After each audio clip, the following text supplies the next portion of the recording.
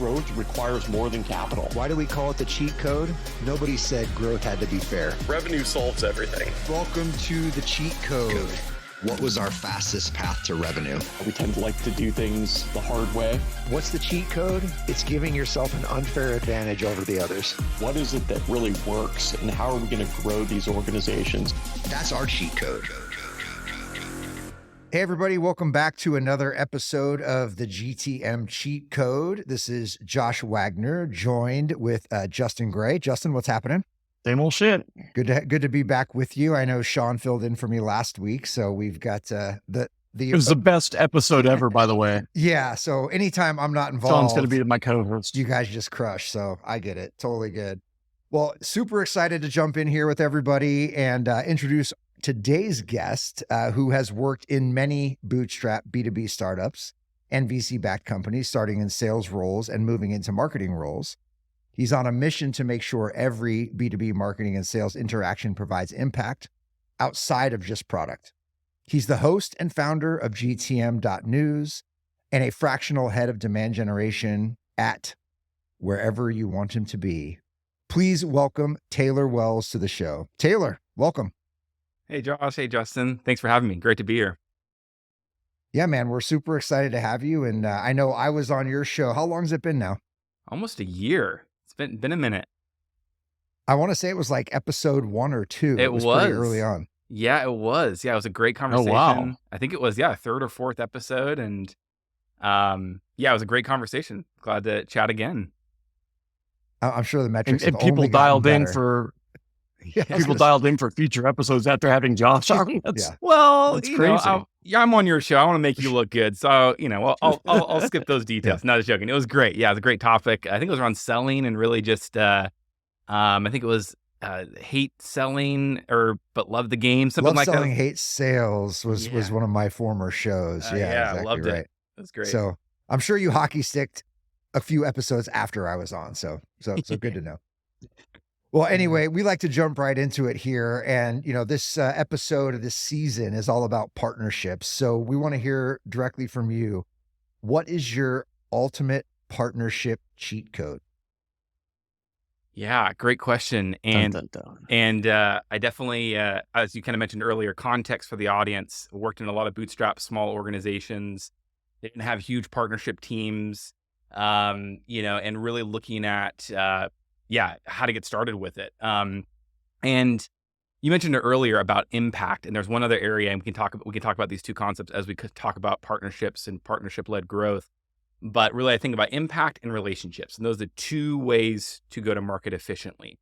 And partnerships happen to be definitely relationships, and you can also provide additional impact outside of kind of pre-customer.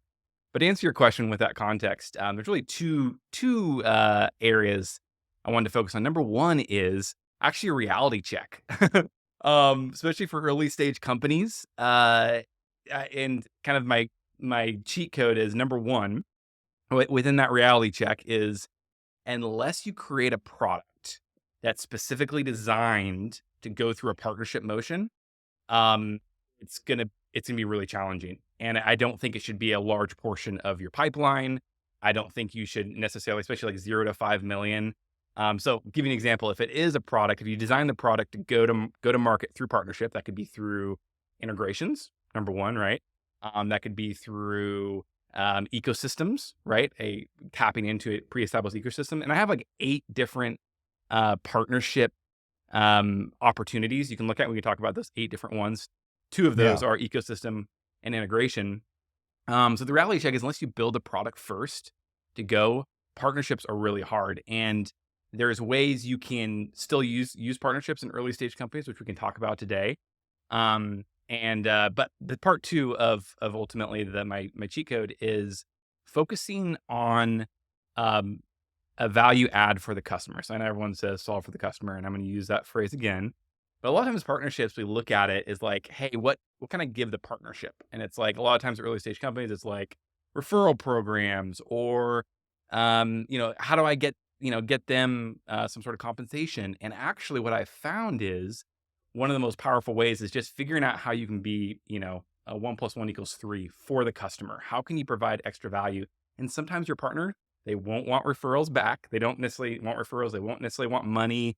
They just want you to help their customers be a value add for their customers. And so we can kind of dig into that today. So 2 cheat codes to kind of rehash. Number 1, reality check. If you don't design your product first to go to market through partnerships, it's going to be really hard. For the rest of us mere mortals, or maybe a service business, or your product is maybe an enterprise offering that integrations and or an ecosystem isn't the right motion.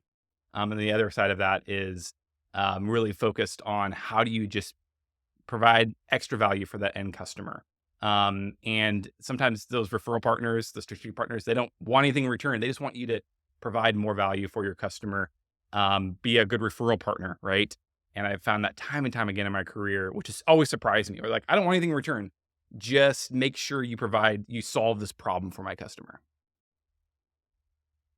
Yeah, I think the customer value, I don't want to not put importance on it because I think it's wildly important and needs to be the number one thing. But I do want to start with the reality check because I think it's a hard line stance that you're willing to take that not a lot of others are. So talk to us about that, right? Like, Sure. Producing your product, your service, whatever, with partnerships in mind. I don't think people think that way. So how do you reframe yourself to think that way? Yeah, thanks for asking. And there's a lot. First, I'm not product, I come from a product role by nature. So this is something I constantly have to be learning about, right? So working with product people, engineers, whoever creates your product, I think tapping into that world and understand that world better is always super important, especially from go to market, right? As long as the more you can partner, the better. Maybe I'll rehash real quick the 8 different areas that I think about partnerships. If that's cool, that kind of helped me answer Yeah, kind of please. the different buckets. So the 8 different ways, and hopefully I answer your question here quickly. There's kind of 8 ways I've identified you can partner. There's actually more, but those are outside of the strategic partnerships, and maybe we can touch on those today too. First, there's co-learning. So a simple way to start building strategic partnerships is through co-learning. So that means just networking, building relationships, understanding your ICP better with other folks in the industry that have a similar ICP, that have a similar ideal customer, have a complementary product. Just learn, network them, right? And I've some of my closest relationships over the years have been strategic partnerships I formed, and I kept those relationships. And we continue to network. Even though we're in completely different industries now, but it's fascinating. You've learned so much that you can just co-learn together. Number 2 is co-marketing. And actually, I stack these from the easiest to the hardest. So the easiest to get into is co-learning, right? The next one is co-marketing. Simple things like what we're doing right now. We're co-marketing together, right? We're both creating content together. You're gonna get me exposure to your market for my purposes. Vice versa, I'm gonna help you promote this podcast. Co-selling, right? That's kind of the next level of how do you your sales teams or you co-sell an offering together. Channel master agents. I work a lot in the cybersecurity space, IT space. So channel partnership is huge in that space of basically having resellers, value add, resellers, integrators, consultants. It's a huge, it's like 80% of the enterprise cybersecurity and IT offerings go through a channel motion. Great opportunity there. Next one is integrations. So your product integrates. Next one's building an ecosystem. HubSpot's, great example of this. AWS, Microsoft ecosystem, Shopify, right? And then the next area would be tapping into an ecosystem. So like Klaviyo and Shopify, right? Klaviyo built a marketing tools for the Shopify ecosystem. And now, they just recently went public a couple months ago. Last but not least is co-opetition, which I don't know if you guys have talked about this concept on this show, something I learned about a year ago. And from a behavioral economics professor. I read a couple of his books, and he talks a lot about co-opetition. Co-opetition, are you guys familiar with this topic, this idea? Not me. Super fascinating. I am, but we haven't talked about it on the show, so it'd be great to dive in a little bit deeper there. Cool. And I promise I'll get back to your question, Josh. But as you can tell, I'm really passionate about these questions. Don't matter. It's the conversation that matters. Sweet. So competition is just not a fancy way. It's actually kind of a weird word combination of competition and cooperation, and they smash those 2 words together. And it is fascinating. Go look up competition, and almost every single Fortune 500 company does this. So like, for example, Apple uses Samsung products in their phones. Who's one of their major competitors? Samsung, right? So they're using each other's tools. Netflix uses AWS to host their all their servers, right? AWS is owned by Amazon. Amazon owns Amazon Prime, direct competitors. The other one too, and I saw Singram was on your, I think last season, Singer and founder of Terminus. He does a great example of from a marketing standpoint. So all the other examples I talked about is product, right? From competition. From a marketing standpoint, Singram with Terminus, ABM, account-based marketing pioneers. He did the first conference, ABM conference, and guess what he did? He invited all of his competitors. Competition. 6 Sense, demand-based, right? And a really clever way to educate the market, really clever way to build relationships even with your competition. So these are like the whole like, slew of opportunities for strategic partnerships. The first two are the easiest to do, especially at early stage companies, right? Co-learning and co-marketing. All the other ones take a lot of work and a lot of investment. So to answer your question, Josh, unless you structure your product, right? So unless you build a product in mind for an ecosystem, right? Like AWS, or you build it for the Microsoft ecosystem or Shopify or whatever, which is a great way to go to market, right? Phenomenal. You can leverage those. It's like, tremendous marketing. Still have competition. You still have your own ways. I'm honestly not an expert on ecosystem marketing or even integrations, which is the other part of it, of how do you build a product that integrates with a bunch of other products, right? But then provides a better value for the customer. So those, unless you're doing those two things, I think partnerships are to make a huge investment at an early stage. Because the problem with what I found is, and the reason why I say the caution, right, for the cheat code is you're going to get diluted. Your marketing efforts are going to dilute it because to do all the other ones, co-selling, channel, and building an ecosystem, all those other ones, you still need to do marketing. You still need to have a sales team. You still need to do kind of inbound, outbound. You still need to have a lot of the kind of foundations of go-to-market. Because if you don't, your co-selling is not going to be great. If you don't have the foundations of marketing, your co-marketing is not going to be great. So I think a lot of times executives, leaders, CEOs, and right now it's like, I can see why you guys are doing this series around partnership because it's awesome, because it's all the rage right now, right? Everyone's talking about it. Every time I open my inbox, it seems like somebody's talking about partnerships. I agree. It's a great opportunity. Going back to my principles, right? Like either provide impact or you go through relationships, and partnerships is that part of relationships. Yeah. Yeah. I think for me, the interesting in this, strangely, every time we talk about a subject on the show, it seems like we just had a real world conversation about this, like either earlier in the day or very, near in proximity.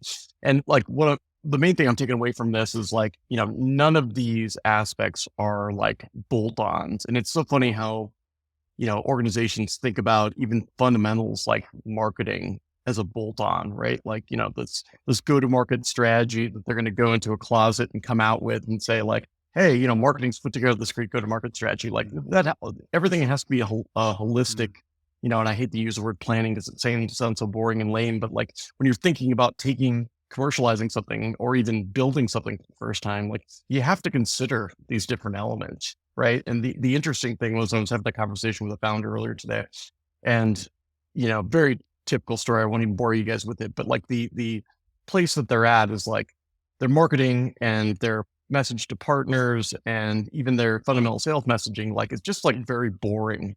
It's very dry. It's, spoken through the lens of, folks internal to that organization. And we're trying to get them to latch onto a next step to get out of this terrible stale place. And so we started talking about the job to be done. Have you guys ever seen that framework before? Mm-hmm. Like fundamentally, like, it's great. Everyone wants to talk in like use cases or value props and so on. But like fundamentally, like what is that person struggling with on a day-to-day basis? That's their job to be done, right? Like I probably just want someone to stop calling me and asking me this problem. And therefore, like, how does the solution alleviate that pain? But when we started describing this to this founder, he's like, oh yeah, our product team does that. When they're organizing sprints and things like that, they actually organize everything around this concept of job to be done. And we're like, dude, great. Like, it sounds like you've done, at least some of the work to be done here, right? Like, still need market validation, but like, why does that not get carried forward into the go-to-market plan for the organization, to the annual plan for that organization, to the marketing messaging, so on and so forth? So I'm curious, Taylor, like, how did you kind of come about? Because it sounds like you very much have a framework for this, right? Like, how did you come about the need for this and kind of the desire to like bring people back to these foundational aspects? Yeah, thanks for asking. It's survival. That's what brought me back to it. I think really like in the small businesses, you have to think outside of the box, right? Either bootstrap companies or lightly funded. The VC backed companies, it was a little bit different. You can just hire a big team, right, to try to solve one of these problems, and your efficiency in that go to market motion doesn't have to be as great. But I think to answer your question, how I've gotten back to these principles was like always having to think outside the box, right? I think partnerships are a phenomenal opportunity to do that. You can create something that is really a differentiator, right? If you can create a partnership, whether it's even co-marketing or co-learning, it's a differentiator in your market, right? You can level up your competitors. Um, so I think from my perspective, it's always having been like, how do we reduce our CAC? How do we get a flow of good leads? How do we, when we don't have huge marketing budgets, right? And so I think that's where partnerships, my drive for that has been in. And what's cool is even in a smaller organization, you can really find. I'm constantly trying to challenge myself. How can I bring a partner in on this, right? And because I think you can go a little bit further, a little bit farther. Your cost of marketing, your cost of sales, whatever it is, gets reduced a little bit more. And so and then how can you, ultimately create that 1+1=3, which is really the beauty of it. And going back to what kind of what I said about, I think in my intro, Josh, what you mentioned as far as creating great buyers experiences, that's what the buyers want, right? Buyers want to learn about things through folks that already trust, right? And so, they want to learn about it from their peers. They want to learn about it from your customers. They want to learn about it from influencers and industry leaders. They want to learn about it from the people they're already buying products from. And so I think that's what also drove me too, is like a combination of, hey, I need to find efficient ways to go to market. And then number two is I notice buyers really like it, right? Like your close, like when you have a partner lead referral, your close ratio is just way higher, right?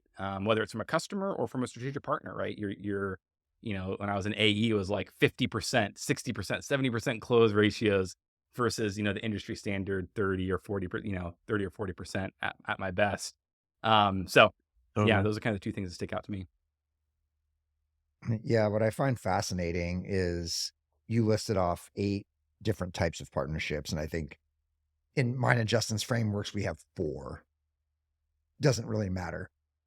But most early stage founders immediately gravitate towards the middle, which is that reseller. Like, oh, listen, someone's going to sell it for me. I don't have to do anything. It's just this magic button of someone selling my stuff, and all I got to do is pay them a fee, right?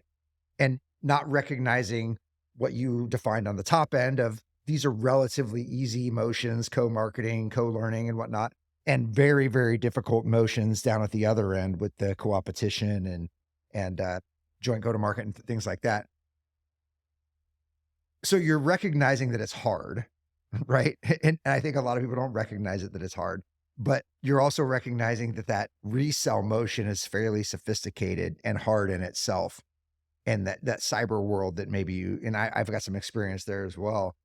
How do you get founders thinking about the customer first? Because that's what you said, impact, customer. That's where partnerships really make a change. How do you get that switch from lead easy to customer impact is the first lever you should be thinking about?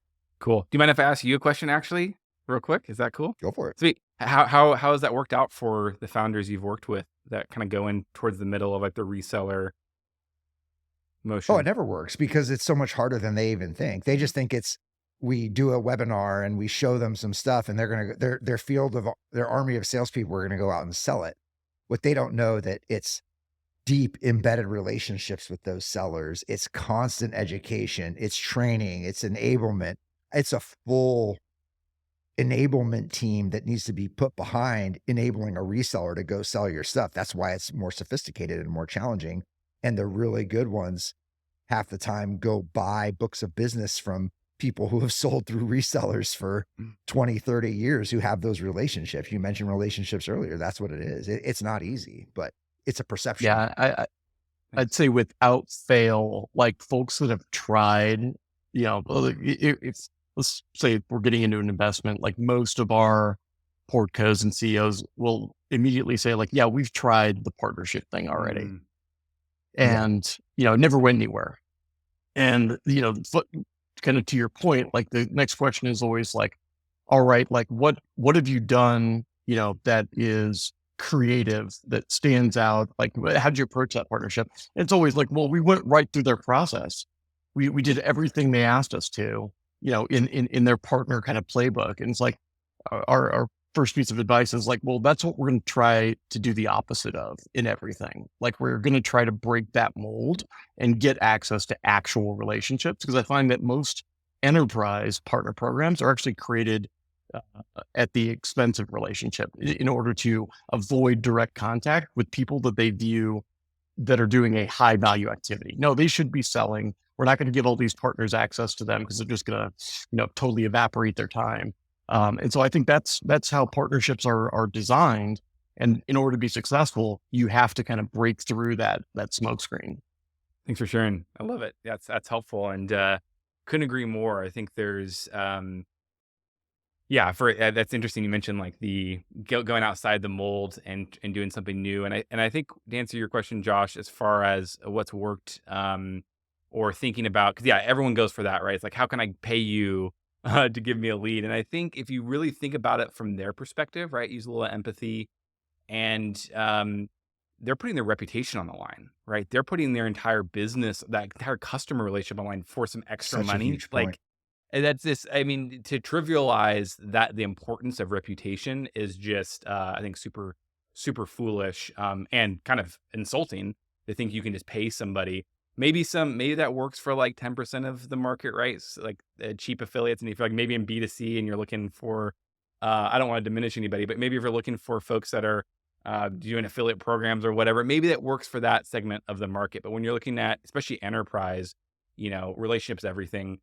Trust is everything. And when you have a really small market, really big deal sizes, no one really cares about your affiliate money or your referral fee or whatever.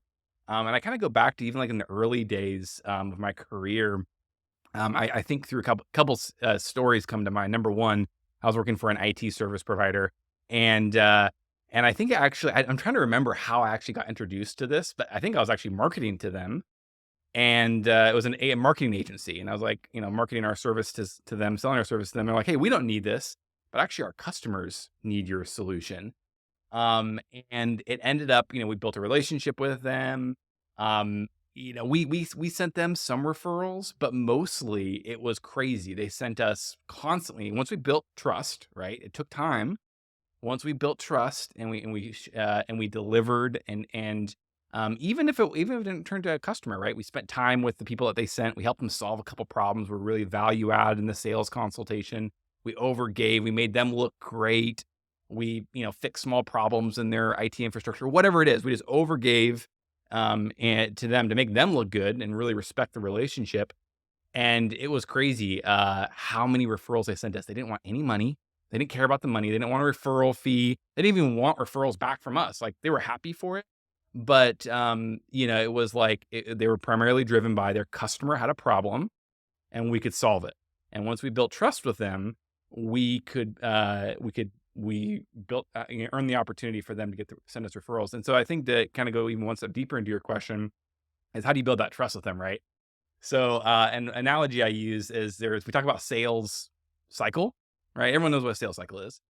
Marketing cycle actually isn't talked about very much. But if you think about your sales cycle, my anecdotal research and my own experience could be like your marketing cycle could be 2, 3, 4 times longer than your sales cycle. And then actually what's further than that is your marketing cycle, or excuse me, your partnership cycle. So your partnership cycle, you're selling to 2 people. Now you're selling to your partner, right? And then you're also selling to their end consumer. And so Yep. they have to be bought in on it. You have to provide that value. And it's interesting, like, if you're in SMB space, it's a little bit easier to build partnerships. I think the trust can be delivered faster. But when I worked for a high growth venture backed company, and we were building relationships with Fortune 500 companies, and I won't drop any names, but it was like probably the most frustrating experience I've ever been in, just because building that relationship was so hard. Like, there was just so many levels of people you had to go through. Think about selling to a Fortune 500 company is one thing. Partnering with a Fortune 500 company is like literally 2 or 3 times harder, as it should be, right? Because you're getting access to their customers, they're putting their reputation on the line. There's a legal requirement. It's not only that you're selling to them and you're a product inside their organization, but you're either using their name or there's some sort of co-marketing. And so, as I kind of going back, like how to get started with all that is really, how do you ultimately build that trust with that partner as quickly as possible? You can start out with that co-learning, right? Where you're just building a relationship with them. That co-marketing, I think, especially for early stage, if you don't have a partnership team, if you don't have like a dedicated person doing it, or unless your CEO or executive is like, they're building the product, like I mentioned earlier, for the ecosystem, for integrations, or they're just have like tons of relationships with, maybe they've been in the industry for 15, 20 years and they worked at other companies, and they can build those partnerships really, really well. If you're just like, partnerships usually gets thrown in the lap of some salesperson or some marketing person, is what I found. Maybe sometimes product, but usually, what I've seen, it gets thrown in the lap of like, hey, let's do this. And I think, to your point, why it fails so much in the past is that there's just not enough time spent on it. So start out with the co-learning, start out with those co-marketing. Like, it's amazing how quickly you can go to market and start building that relationship with the co-marketing. And happy to talk more about specifics on that too. Well, in terms of specifics, I'm curious, like what you found as just like radical results with this approach, right? Like if you're able to get people to think about that customer value, if you're able to, align that with product and really make that a fundamental aspect, like what have you seen, these types of programs and ecosystems produce? Yeah. So I think, once again, maybe I probably don't have the best answer for you, because, I'm not Klaviyo, or I study a lot of the big companies. If you want to look at like crazy ecosystem, or some sort of Hmm. strategic partnership, I recommend looking at those companies and seeing how they've been built around that. For me personally, it's really been like 20 or 30% of our pipeline comes from partnerships. And that's awesome, because the cost of that is almost zero. So it like brings our Right. overall CAC to like, much, as much as outbound or inbound, or, all the other strategies. But I think what's cool is, like, once you invest, it's like, it's a front end and it takes time, right? There's that longevity, there's that, or not longevity, but there's that time delay that's required. But once you invest it on the front end, it's like I mentioned, two biggest things. First, the cost of customer acquisition, at least from the marketing side, you still have your sales costs and whatnot, goes to zero, right? Because you're just getting those leads, you're just maybe doing those partnership programs. Um, and then the other part of it would be, just obviously the improvement in like double the conversion rates when they're in the pipeline. Probably the other examples too have been pretty cool, have been even so, like, from maybe the channel side, not so much going to market through a channel. So channel marketing or channel sales, if everyone's not familiar with it, is, well, it's crazy, crazy world, but essentially, people are reselling your product. It's not so much like a referral basis or even a co-selling basis. It's more, it's integrated into their product stack, right? They're reselling it. In the cybersecurity IT space, it could be like an MSP selling a software solution or whatnot. What was cool in that space was, you can partner with other companies, and a lot of times they'll give you money to do the marketing, right? It's called MDF, marketing development funds. That was really cool. Where I was like, oh Hmm. my gosh, like, I was like, they'll literally give us money to go to market together. And um, we're already positioning their product. A lot of times they'll even bring in expertise, right? So I think that's probably the biggest thing I've experienced. And then, and marketing in general, like kind of the co-marketing is where I found the most success across the board. And maybe it's because I've realized that, yeah, just the co-selling integrations, are really challenging unless you have a focus there, a heavy focus in there. The co-marketing is where it's been, yeah, phenomenal. Where once again, you're like, your reach is just way more greater. You have that joint efforts. Yeah. I don't have any stats off the top of my head, but it's pretty ridiculous. Yeah, I mean, 30% of pipeline at a net zero lead acquisition cost is certainly nothing to shake a stick at. And I think if organizations can take a look at where they're at currently in terms of sales performance, and then being able to increase that by 25-30%, I mean, like that's manna from heaven right there. So certainly I think Speaks is a great example of what these types of programs can kick off. What do you think is the future of that traditional resale channel? Where you've got your value-added resellers and, folks that are operating on relatively razor-thin margins and are essentially going to sell whoever provides them with the best margin, right? Are their relationships with the customer so valuable that someone couldn't unseat that? Good question. Yeah, and that's a great question. I think in general, well, first of all, I think there's a kind of an interesting future with service providers, and this might be answering your question, it might not be, but I've been thinking a lot about this with AI and software in general. Like, I think software is only becoming more commoditized. There's so much competition, and the service provider is, I think, in a stronger position they've ever been. And I think the future is actually going to look really, really bright for service providers, even though we've been in this, like, SaaS is king or queen for the past 20 years or whatever, 15 years really. But so yeah, I think there's an element where the relationship is actually going to be even more, to answer your question, is going to be even more powerful. And I think if you can provide value in being creative, once again, if you can get creative, you can, over innovate. I was actually just reading this book. I think it's called Focus. It's a marketing book, and they talk about kind of the two ways businesses are broken down into two areas: marketing and innovation. And so, if you look like Elon Musk, great example of this. One of the greatest innovators of ever, right? And he's also a phenomenal marketer. He literally bought a social media platform. And so I think about, to answer your question, like, yes, either you can out market in sort of, but it's really hard to, upset those relationships. And so I think that service provider is only going to get stronger as they continue to maintain relationships. But if you can out innovate, right? If you can make your product better, and if you can create an offering, that's what's really, I think, partnerships. Like, I know I've been kind of, talking, being realistic about them, especially for early stage companies. There's obviously definitely elements of it that are really bright. I do think it's like worthwhile for the long term, right? If you're trying to build a great company over many years, but every early stage company is ultimately trying to, they're burning on fumes, usually, especially in this environment. And they're looking a quarter out or a couple quarters out, whereas partnerships are really more of a long-term play outside of the co-marketing and maybe some co-selling or like referral partners and stuff like that. You can get kind of short-term wins.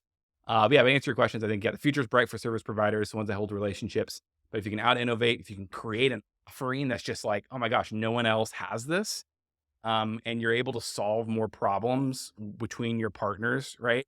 It gets really fun because you actually get like, oh man, we're actually creating a product, the end product, right? That's like going back to what I said at the very beginning. The end product has to be better for the end consumer, because no partner's going to care about referrals. No partners really even care about leads or even stuff like that. I think those things are great, but that's easily easily taken away from in the sense of there's lots of ways to get those things. It's really hard to create a better product for a customer. So yeah, I don't know if that answers your question, Josh. Well, I think you hit on something that's so one first point, I 1000% agree, but I think you hit on something really important in terms of the why there, which is access to the problem, which service providers often have in spades, especially consultancies and advisors, people that have established that strategic advisor relationship. Whereas a lot of SaaS, although it has been the darling of the last 2 decades, normally gets access to like one of the acute pains down the line. Like someone says like, oh, we've got this problem, we're going to go buy, or this pain, we're going to go buy software to alleviate that. But rarely do they go to a software provider and say, hey, here's our problem, what do you recommend? which is what happens every single day in services-based businesses, right? Like, hey, we're trying to, change market perception. We're trying to launch this new product. Like, help us put together a comprehensive strategy. Like, that's the problem. That's the disease at the root. Whereas there's so much self-prescription that happens as, prior to a software purchase that, if someone else comes out with innovation, even if you're on a platform, I think, probably 10 years ago, we would have said like, no one unseats Salesforce. Like with AI, there's a real opportunity to unseat like a lot of these really fundamental platforms because, it's like when your grandma buys an iPhone, like you can't help but adopt what is that thing that's 10 times better because the old thing is, no one buys, a flip phone or whatever it is these days. So I think that's a super important aspect because of that access and the relationship that comes from like consistently solving for those fundamental problems. Yeah, completely agreed. I think there's an element too, you're making me kind of think about even just go to market in general. And I think the last SaaS has ruined go to market in the sense of like, growth at all costs. Let's just churn and burn them. Let's cram them through our sales process. And it's created horrible experiences. It's built in very little relationship, right? It's transactional. It's like, it's all those things that are antithetical to partnerships, antithetical to building relationships, antithetical to creating great buyer's experience. And so with AI, every SaaS platform is going to be threatened for that, number one. And then number two, even back to like the impact, I think AI is going to have this fascinating effect of we're going to trust everything less, right? We're going to trust like the internet less, in my opinion. We're going to trust content, Totally. marketing, everything less because we're going to have a hard time knowing what's real and what's not real. And so we're going to go back to relationships, right? Like I worked, one of my first jobs, I worked for my father, who was a financial advisor. And I learned a lot from him just watching how he treated his customers, right? And he had a fiduciary obligation to do what was in the best interest of them. And I've literally never heard that word fiduciary once in the SaaS world because our goal is to ultimately get closed won and ultimately drive more revenue. And there's nothing wrong with that per se. But I think the folks that win, like whether it's marketing, whether it's sales, customer success, I have this concept, which maybe someday I'll write a book on it, called the selfless advantage. And it really talks about like, hey, how do you create great buyers experiences? How do you create, and I think you said in the intro, how do you create value pre-customer? And that's through impact, right? And even the product-led growth world is a perfect example of impact, right? Their time to value is super fast. They're giving impact through a free trial or even just super fast, right? Thought leadership is another way to provide impact. Sales consultation, right? Providing value in that, where they're like, man, I want to talk to this guy again or this gal again because they're providing so much value in this conversation. And the other half of that is relationships, right? Which we've talked a lot about today, is partnerships. And relationships are not even so early stage, right? Early relationships are not just partnerships. It could be with your customers. It could be in community. And that's another thing I advise to people too. Is like, hey, partnerships are really exciting, and I completely agree. But if you're not leveraging your customers, or if you're not leveraging and investing in community-led growth, I think those things are low-hanging fruit that you're going to get way more impact faster than you will a partnership. And you can use them all together too. Like once you've leveraged them all and used them all really well together, which gets really fun. So I think once again, looking back at how do we create amazing experiences, because I think even salespeople, like even go-to-market teams, they're going to get it's going to get even more commoditized. I think with AI, it's going to get replaceable. Those folks that can create a better buying experience and a product that's 1 + 1 = 3. Those are the folks that I think are going to win. Well, you've already seen that trust in terms of like what we, how we trust information. Like you've already seen that, like this whole advent of 80% of the buying process happens online, which I think was probably applicable to like 15 years ago, where we would go online and trust whatever we found there. Like people have learned that information is like vendor serving at this point. So, and which is a point in our forthcoming book that like, I think you're starting to see already, like decision-making processes really kind of rewind and harken back to, I can see what information's out there, but at the end of the day, I'm going to call folks I trust, tap into their experience and use that to inform my decisions. Yeah, absolutely. 100%. What's your new book? The cheat Cheat code. code, right on. Could have guessed Yeah. that. Coming out later on this yeah, year. Right on. absolutely. I'll look for that. Yeah. So Taylor, to kind of wrap a bow around all of this, I think starting at the top, customer impact is where we have to start if we want to think about partnerships, right? Like there is no partnership without a joint impact on the customer. Understanding what that is relies on relationships. We have to have relationships in order to get a deep insight into the customer, what it is they're doing. And if you're a startup, you shouldn't really be thinking about much more than the first three, the co-learning, co-marketing, and maybe dipping your toe into co-selling, unless you tailor built your product to go into 4 through 8. Is that kind of how you would summarize it? I love it. Couldn't have said it better myself. Maybe we should just start that at the beginning of the podcast so people can skip the rest of the conversation. I'm No, a great just joking. summarizer. Yeah, I love it. It's great. One thing I will add too, like if you want to get started with figuring out like who to partner with and whatnot, ask your customers. Like ask your customers, like, what other service providers do you use? What other technology do you I use? love If you that. have a software platform, you potentially have that data, right? Where you can look and see like what other tools they're integrating with. That can help you prioritize what a list are. If you don't have that data, just ask them, right? And I think if you're really ingrained in your industry, you can obviously see them very quickly, who's advertising, who's at the trade shows, who's marketing to the same ICP. But I think, yeah, asking your customers can be a great way to get started, or looking at your product. And yeah, I love it. I think you did a great job summarizing and ultimately figuring out how you can provide more value and build those relationships, and just get started with something small. Like just get that relationship started, right? Either co-learning or do a webinar together. I will say, like, give first, right? Like this is a good example just in general from go to market. But if you can, give them a referral first. If you want referrals, give them a referral first. If you want to do a webinar, you host the webinar. You do all the work. You bring them on. You make them look great. If you want to do a joint ebook or joint marketing, you create the ebook and offer to put it in front of their audience, right? And I think that give first goes a tremendous long way. And I think you even said it earlier, Josh, of like, if they just want a kind of a quick win, and relationships don't work like that, right? And you're asking a lot to build that trust. And so give first, and and the big mistake I've made too in the past is like, I wasn't consistent too. Like I gave and then they start a partnership, and nothing happens for 6 months, or you don't keep the ball rolling. I think that intentionality of like being consistent, showing up, and then being it for the long haul will really create that reciprocity, and ultimately folks will reciprocate. And yeah. Well, Taylor, I'd like to give you the opportunity to promote whatever it is you want to promote, whether it be yourself or one of your businesses. You have the floor. Cool. Thank you. I appreciate that. And I was about to make a joke of like, hey, send me referrals. No, I won't do that. But I yeah, offer 10%, 10% commissions. Yeah. Lifetime $25 Starbucks gift yeah, card. lifetime. Buy my I'll do referrals for my course, my $5,000 course. No, just joking. That's right.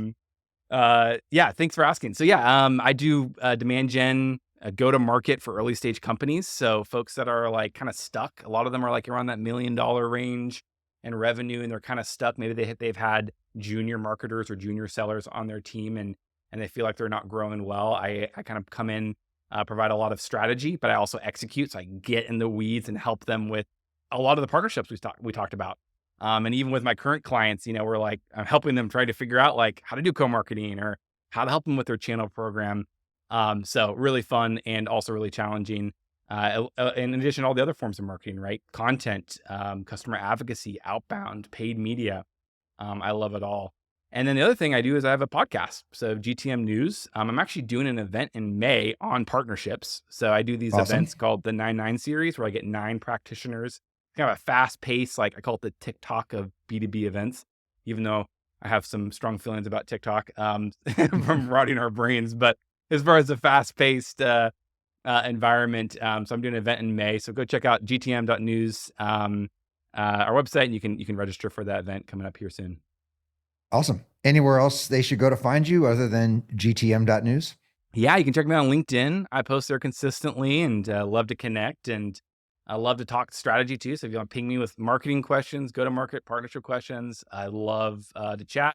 Or you can follow me on there to kind of see what the content I'm posting.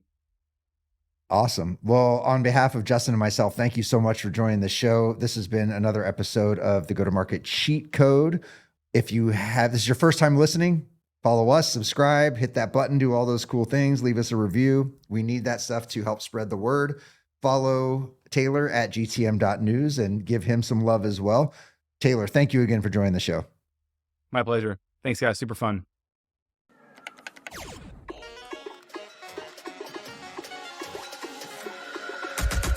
Growth requires more than capital. Why do we call it the cheat code? Nobody said growth had to be fair. Revenue solves everything. Welcome to the cheat code. What was our fastest path to revenue? We tend to like to do things the hard way.